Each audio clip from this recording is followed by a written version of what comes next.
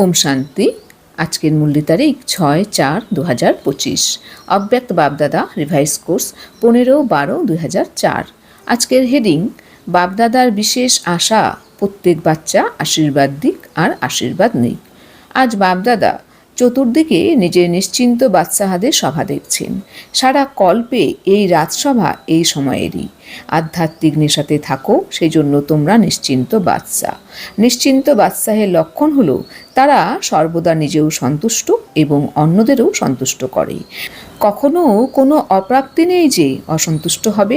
Check করো, সদা সর্বপ্রাপ্তিস্বরূপ সন্তুষ্ট হয়েছ।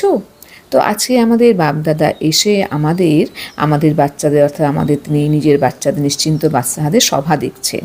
হ্যাঁ, কারণ সারা কল্পে কিন্তু এই রাজসভা এই সময়ের যখন সঙ্গম যুগে এসে বাবা আমাদের অজ্ঞান অন্ধকার থেকে মুক্ত করে তিনি আমাদের ঈশ্বরীয় অধ্যয়নে তিনি উপযুক্ত করে তোলেন। তো বাবা তাই বলছেন, বাচ্চারা তোমরা যতটা আধ্যাত্মিক নেশায় থাকবে তার ফলে তোমরা কিন্তু নিশ্চিন্ত বাদশা হয়ে থাকতে পারবে।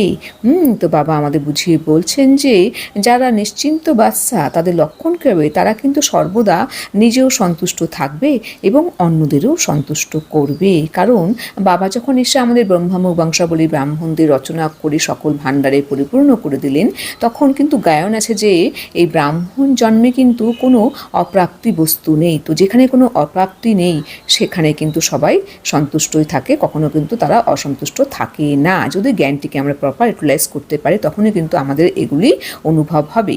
বাবা তাই বলছেন, বাচ্চারা তাই তোমরা নিজেকে এই জ্ঞানের দ্বারা চেক করে দেখো যে তোমরা কি সেই সর্বপ্রাপ্তি স্বরূপ তোমরা হয়ে আছো, সন্তুষ্ট তোমরা হয়েছো। নিজেকে তোমরা চেক অ্যান্ড চেঞ্জ করো। প্রত্যেক বাচ্চা নিশ্চিন্ত বাদশা। যদি এখনও কোথাও কোনো দুশ্চিন্তা রেখে দিয়ে থাকো তবে দিয়ে দাও, অর্থাৎ বাবাকে দিয়ে দাও। বাবা বলছেন, বোঝা আমাকে দিয়ে দাও, তুমি লাইট হয়ে যাও, ডবল লাইট। সুতরাং অমৃতবেলায় চেক করো, চেক করার সাথে সাথে চেঞ্জও করো। আমারকে তোমার এতে চেঞ্জ করে দিও। সাহসের এক কদম আমাদের আর 1000 কদম সহায়তা বাবার, কারণ বাচ্চাদের সাথে বাবার ভালোবাসা হৃদয়ের। তো বাবা কিন্তু আজকে আমাদের বারবার বলছেন যে আমার প্রত্যেক বাচ্চা নিশ্চিন্ত বাদশা।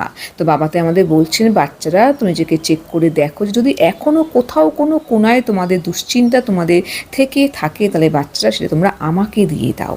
কারণ তোমাদের দুশ্চিন্তা তখনই আসে যখন তোমরা নিজের স্বরূপ থেকে তোমরা নিচে নেমে তোমরা দৈহিক স্বরূপ স্থিত হও, তখনই তোমাদের মধ্যে কিন্তু দুশ্চিন্তা কিন্তু দেখা দেয়।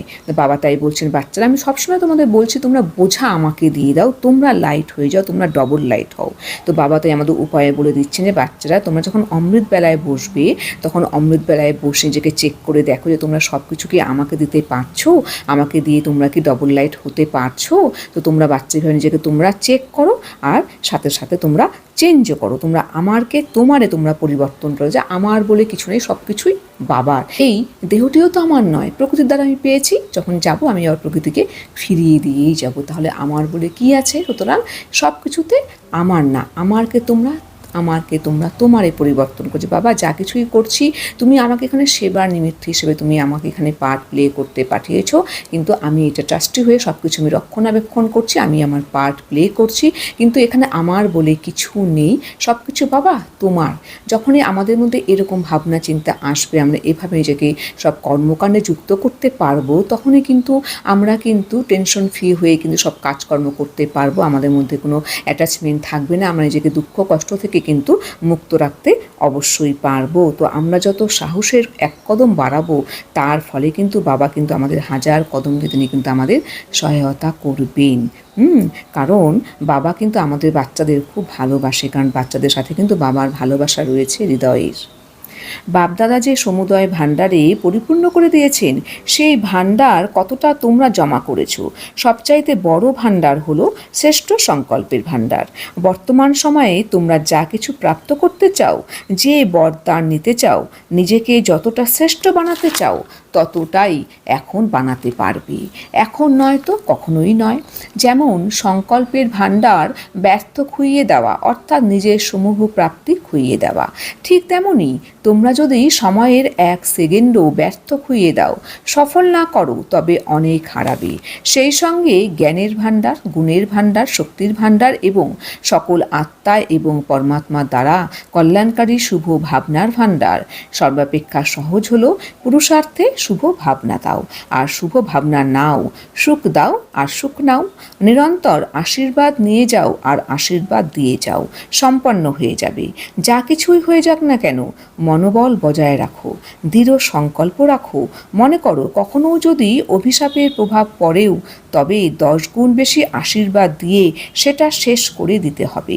আশীর্বাদের ভাণ্ডার যত সঞ্চয় করতে পারো ততটাই করতে থাকো, কেননা এই সময় যত আশীর্বাদ একত্রিত করবে, জমা করবে, ততই তোমরা যখন পূজ্য হবে তখন আত্মাদের আশীর্বাদ দিতে পারবে। তোমরা আশীর্বাদ যে দেবে সেটা শুধু এখন নয়, দাপট থেকে শুরু করে সব ভক্তকে আশীর্বাদ দিতে হবে। তো আশীর্বাদের স্টক জমা করতে হবে। তো বাবা আমাদের বলছেন যে আমাদেরকে যে বাবা যে অনেক ভাণ্ডারে পরিপূর্ণ করে দিয়েছেন, তো বাবা আমাদের নিজেকে চেক করে দেখতে বলছেন যে বাচ্চারা তোমরা সেই ভাণ্ডার কতখানি তোমরা জমা করতে পেরেছো সেটা তোমরা নিজেকে চেক করে দেখো। তোমাদের সব থেকে বড় ভাণ্ডার হলো শ্রেষ্ঠ সংকল্পের ভাণ্ডার, পজিটিভ সংকল্প, পজিটিভ থিঙ্কিং। কারণ এখন কিন্তু তোমরা যা কিছু প্রাপ্ত করতে চাও তোমরা কিন্তু এই সময়ে নিজেকে সেভাবে শ্রেষ্ঠ বানিয়ে প্রাপ্ত করতে পারো। এখন নয় তো কখনোই নয়। বাবা তাই বলেন না, অভি সো অভি, মানে এখন যে সঙ্গম যুগ, যে সঙ্গম যুগে এসে বাবা আমাদের খোলা হাতে সব কিছু তিনি আমাদের ভরিয়ে দিচ্ছেন, খোলা হাতে তিনি আমাদের ভরিয়ে দিচ্ছেন, তিনি আমাদের দেওয়ার জন্যই এসেছেন। তো আমরা যতটা পারবো আমরা ততটা নিয়ে নিজেকে শ্রেষ্ঠ বানাতে কিন্তু এই সময়েই পারবো। কারণ এই সঙ্গম যুগই হলো নিজেকে তৈরি করার সময়, নিজের ব্যাংক ব্যালেন্স, নিজের শ্রেষ্ঠ সংকল্প, শ্রেষ্ঠ গুণ, শ্রেষ্ঠ কর্ম এগুলো কিন্তু জমা করার সময়। আমরা যত এখন জমা করতে পারবো তার ফলে কিন্তু 21 জন্ম কিন্তু আমরা সেগুলো ফল কিন্তু অবশ্যই ভোগ করতে পারবো। তো বাবা তাই বলছেন বাচ্চারা তোমরা যেমন সংকল্পের ভাণ্ডার ব্যর্থ খুইয়ে দেওয়া, অর্থাৎ এর অর্থ হলো নিজের সমূহ প্রাপ্তি খুইয়ে দেওয়া। তো এখন তোমরা কিন্তু এটা করো না, তোমরা কিন্তু আর কিন্তু সংকল্পের ভাণ্ডারকে ব্যর্থ খুইয়ে তোমরা দিও না। তো তোমরা কিন্তু এটিকে সফল করো। যেমন তো বাবা শুধু বলছেন সংকল্পের ভাণ্ডার নেই, তার সাথে জ্ঞানের ভাণ্ডার, গুণের ভাণ্ডার, শক্তির ভাণ্ডার, এগুলোকে কিন্তু তোমরা সমর্থ বানাও, তোমরা এগুলোকে ব্যর্থ খুইয়ে দিও। তোমরা জ্ঞানকে প্রপার কাজে লাগাও, উপযুক্ত সময় উপযুক্তভাবে তোমরা কার্যে লাগাও, তার ফলে তোমরা কিন্তু প্রপার কিন্তু ফল পাবে। গুণকে তোমরা ভালো কাজে লাগাও, তার ফলে তোমরা ফল পাবে। এরকমভাবে তোমরা যখন শক্তিকেও লাগাবে তখনও তোমরা কিন্তু ফল পাবে। এবং সকল আত্মা এবং পরমাত্মা দ্বারা কল্যাণকারী শুভ ভাবনার ভাণ্ডার। কারণ সর্বাপেক্ষা সহজ হলো পুরুষার্থে শুভ ভাবনা দাও, শুভ ভাবনা নাও। তোমরা যত দিবে ভালো ততই তোমরা কিন্তু ফেরত পাবে। সুখ দাও আর সুখ নাও। তোমরা সুখ দাও আর সুখ নেয় তখনই সম্ভব হবে যখন তোমরা সকল আত্মাকে, বিশ্বের সকল আত্মাকে তোমরা আত্মিক দৃষ্টিকোণ দিয়ে দেখবে যে সকলেই আমার শিব বাবার সন্তান, আমরা সকলেই আত্মারূপী ভাই ভাই। তখনই কিন্তু আমাদের মধ্যে থেকে কিন্তু দৈহিক ধর্মের বিকারের সব ভাবনা কিন্তু দূরে সরে গিয়ে কিন্তু সকলের প্রতি কিন্তু আমাদের শুভ ভাবনা ক্রিয়েট হবে। তখনই কিন্তু আমরা সুখ দিতেই পারবো এবং কিন্তু আমাদের সুখরূপে কিন্তু আমরা সেই সুখটিকে কিন্তু গ্রহণ করতে পারবো। কারণ যত আমরা ভালো কর্ম করব তার ফলে কিন্তু সুখরূপে সেটা কিন্তু আমাদের কাছে ফেরত আসে। যে যতই আমাদের অভিশাপ দেখ, যে যতই আমাদের খারাপ চাক, সে বিকারের বশীভূত বলে কিন্তু সে অসুস্থ। কারণ যে বিকারের বশীভূত এটা কিন্তু একটা রোগ, সে কিন্তু আমাকে সেই রোগের বশীভূত হয়ে সে আমাকে সেই এটা দিচ্ছে, কিন্তু সেটা আমি কেন নিব? আমি যদি গ্রহণ না করি তাহলে কি তার কি সেটা আমাকে দেওয়ার সামর্থ্য আছে? নেই। তো আমরা যেহেতু জ্ঞানী আত্মা, আমরা জ্ঞানটিকে জানি বুঝি, আমরা প্রপার কিন্তু অ্যাপ্লিকেশন করতে পারি, তাহলে কিন্তু কখনোই কিন্তু যে আত্মা দৈহিক ধর্মের বশীভূত হয়ে যদি আমাকে অভিশাপ দেয় তখন আমি কি করব? আমি যেহেতু জ্ঞানী আত্মা, আমি যদি জ্ঞানটিকে প্রপার ইউজ করতে পারি তখন কিন্তু 10 গুণ আশীর্বাদ দিয়ে কিন্তু আমি কিন্তু সেই অভিশাপকে পরিবর্তন করে দিতে সক্ষম হব। তো আশীর্বাদ দাও, আশীর্বাদ নাও। সে দেখ, সে তো অজ্ঞানী, সে তো দুঃখী, সে বিকারের বশীভূত হয়ে আছে বলে সে জানে না যে সে এই যে কর্মকাণ্ড করছে। কিন্তু আমি যেহেতু জ্ঞানী আত্মা, আমি জানি, তাহলে আমি কেন সেই কর্মকাণ্ডে নিজেকে লিপ্ত করব? যে হিংসা করে, যে কাউকে দুঃখ দেয়, সে কিন্তু নিজেও শান্তিতে নেই। নিজের শান্তিতে নেই বলে সে কিন্তু কাউকে সেই রাগের মাধ্যমে, হিংসা করার মাধ্যমে সে কিন্তু প্রকৃত সুখ পাওয়া, শান্তি পাওয়ার চেষ্টা করছে, কিন্তু সে জানে না যে এর দ্বারা কিন্তু প্রকৃত সুখ শান্তি ফিরে পাওয়া যায় না। তো আমরা যেহেতু জানি, তাহলে আমরা কেন সেই বিকর্মের বশীভূত হয়ে, আমরা কেন সেই কর্মকাণ্ডে নিজেকে লিপ্ত করে আমরা দুঃখ কষ্টের আবার সম্মুখীন হব? তো আমরা তা কখনোই করব না। আমরা মনোবল বজায় রাখবো, দৃঢ় সংকল্প রেখে কিন্তু আমরা সকলকে আশীর্বাদ দিব এবং সূক্ষ্মরূপে কিন্তু আমরা সেটা কিন্তু অবশ্যই ফিরে পাবো। সে হয়তো আমার ভালো চাইছে না, কিন্তু আমি যেহেতু সূক্ষ্মরূপে তাকে আশীর্বাদ দিচ্ছি আত্মিক দৃষ্টিকোণ দিয়ে, তখন অবশ্যই কিন্তু আমি সূক্ষ্মরূপে কিন্তু সেটা অবশ্যই কিন্তু আমি রিটার্ন পাবো। তোমরা এখনও সবার আশীর্বাদ দেবে, মানে তোমরা ভালো চাইবে, শুভ ভাবনা রাখবে, শুভ কামনা রাখবে, যেন এই আত্মা প্রকৃত সুখ পায়, নিজেকে বিকার থেকে মুক্ত করতে পারে, প্রকৃত স্বরূপে ফিরে আসে। এই শুভ ভাবনা কিন্তু তোমাদের প্রত্যেক আত্মার প্রতি রাখতে হবে। তো এখন শুধু তোমাদের আশীর্বাদ দিলে হবে না, তোমাদের কিন্তু দাপট থেকে তোমাদের শুরু হবে তোমাদের সব ভক্তকে আশীর্বাদ দেওয়ার পালা। সুতরাং তোমাদের এখন চেক করে দেখতে হবে যে আমাদের কতখানি আমরা আশীর্বাদের স্টক জমা করতে পেরেছি। তো আমাদের কিন্তু বাবা তাই গাইডলাইন দিয়ে সুন্দর করে বুঝিয়ে বললেন যে আমাদের স্থিতি কতটা উঁচু রেখে জ্ঞানী আত্মা হয়ে, জ্ঞানিত আত্মা হয়ে আমাদের সকল ভাণ্ডারকে পরিপূর্ণভাবে জমা করে ব্যর্থ থেকে সমর্থে ফিরিয়ে নিয়ে এসে কিন্তু আমাদের আশীর্বাদের স্টক জমা করে কিন্তু আমাদের সুন্দর কিন্তু একটা পার্ট আমাদের প্লে করতে হবে। বরদান: সব শক্তিকে অর্ডার অনুসারে নিজের সহযোগী বানিয়ে প্রকৃতিজিৎ ভব। বাবা আমাদের বলছেন, বাচ্চারা তোমরা তোমাদের সকল শক্তিকে নিজের অর্ডার অনুসারে সহযোগী বানিয়ে প্রকৃতিজিৎ হয়ে ওঠো। স্পষ্টীকরণ: সবচাইতে বড় হতে বড় দাসী হলো প্রকৃতি। যে বাচ্চারা প্রকৃতিজিৎ হওয়ার বরদান প্রাপ্ত করে নেয়, তাদের অর্ডার অনুসারে সর্বশক্তি এবং প্রকৃতি দাসীরূপে কার্য করে, অর্থাৎ প্রয়োজনের সময় সহযোগ দেয়।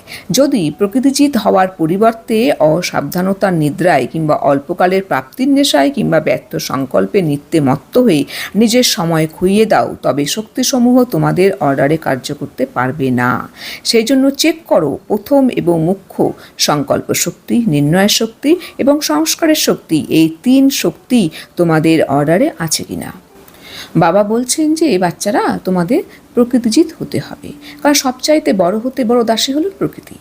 যে বাচ্চারা প্রকৃতিজিৎ হওয়ার বরদান প্রাপ্ত করে নেয়, তাদের কিন্তু অর্ডার অনুসারে কিন্তু প্রকৃতি কিন্তু সহযোগী হয় সময় অনুসারে। যখন সময় প্রয়োজন তখন যদি সে প্রকৃতিকে অর্ডার করে, তখন প্রকৃতি কিন্তু অবশ্যই দাসীরূপে কার্যকলাপটি করে, অর্থাৎ প্রয়োজনের সময় সহযোগিতার পার্ট প্লে করে। কিন্তু যদি আমরা সেই প্রকৃতিজিৎ হওয়ার পরিবর্তে অসাবধানতা নিদ্রায় বা অল্পকালের প্রাপ্তির আশায় বা ব্যর্থ সংকল্প নিত্যে মত্ত হয়ে যায়, তাহলে কিন্তু নিজের সময়কে আমরা খুইয়ে দিই, তখন কিন্তু আমাদের সেই শক্তিগুলো কিন্তু আমাদের অর্ডার অনুসারে কার্য করতে পারবে না। তো বাবা তাই বলছেন, বাচ্চারা তোমরা চেক করে দেখো যে প্রথম এবং মুখ্য যে সংকল্প শক্তি, নির্ণয় শক্তি এবং সংস্কারের শক্তি, এই 3 শক্তি কি আমাদের অর্ডারে আছে। তোমরা নিজেকে চেক করো, তার ফলে তোমরা কিন্তু নিজেকে চেঞ্জ করতে অবশ্যই পারবে। স্লোগান: নিরন্তর যদি বাপদাদার গুণ গাও তবে গুণমুক্ত হয়ে যাবে। বাবা বলছেন, আমরা যদি নিরন্তর, যদি সবসময় বাপদাদার গুণ গাই, তবে কিন্তু আমরাও কিন্তু একসময় কিন্তু গুণমুক্ত হয়ে অবশ্যই উঠতে সক্ষম হব। ওম শান্তি।